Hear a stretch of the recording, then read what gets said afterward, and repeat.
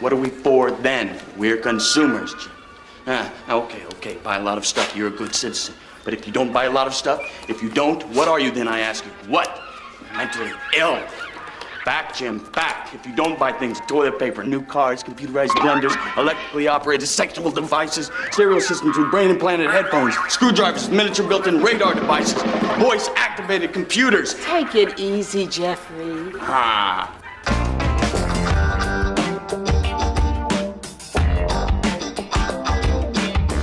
Hey everybody, how's it going? My name's Matt, this is Chewbacca, and this is a Fake Wood Table. So I've got the first big-ass box of the year here, but unfortunately there's just no way of knowing where this box came from. If only there was some sort of sign or logo on it, then we might know where these toys came from, but as of now, we just may never know. 16 things in the box today. We got some Star Wars Vintage Collection, we got some Jurassic Park, we got some Ghostbusters, so let's get into it. Right on top here, we finally got some more Mandalorian figures for the Vintage Collection. We got Bo-Katan, we got IG-11, we got the Mithril, he's looking really cool, and we got Quill, or Queel, I'm still not sure how to say it, Nick Nolte.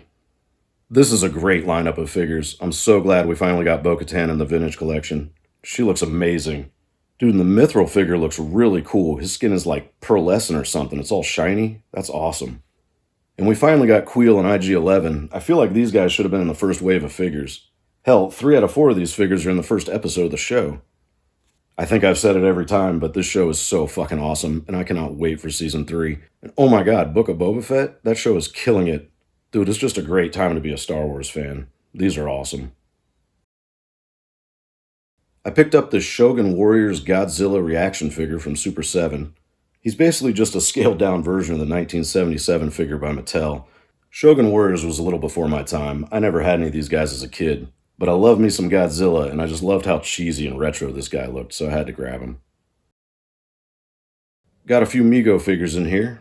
This first one is from one of my all-time favorite movies. It's Jumbo from Killer Clowns from Outer Space. This is so cool that Mego is doing Killer Clowns. I feel like up until a couple years ago, this movie was basically just a cult classic and only like true horror fans knew about it. But like a year and a half ago, it popped up on Netflix, and ever since then, I feel like it's gotten a lot more fans and become a little more mainstream, which is great, because now we get action figures and more merchandise. Merchandising! Where the real money from the movie is made. I think they're going to release at least one other clown. I've got him on pre-order already, but they haven't even shown pictures of him, so I'm kind of worried that might not happen. I really hope it does happen, and honestly, I hope they release as many clowns as they can, because I'll grab them all. I love this movie. Alright, with these next 2 Megos, I can finally finish off my Star Trek The Original Series collection. We got Dr. Bones McCoy, and we got Scotty. So back in 2018, when Mego started this relaunch, they did like 5 or 6 Star Trek characters in the first wave of figures.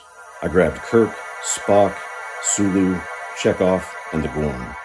Then like a year or so later, I realized they had an Uhura figure, so I picked her up.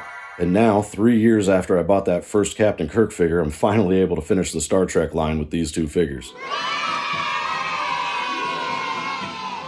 The Mego Star Trek figures are great. I think that Star Trek and the Universal Monsters line are the 2 must-haves when it comes to Megos. Alright, I got a couple of NECA figures in here. This first one is one of these Toony Terror figures. It's the Mistress of the Dark herself, Elvira. So I've only got one other one of these Toony Terror figures, and I really don't plan on buying any more. But I thought that Elvira here and Ash from The Evil Dead, which is the other one that I have, looked really cool in cartoon form, so I decided to grab them. And honestly, man, I think the duo of Ash and Elvira would make a great cartoon. Maybe do it like R-rated, like that new Harley Quinn cartoon. That'd be awesome.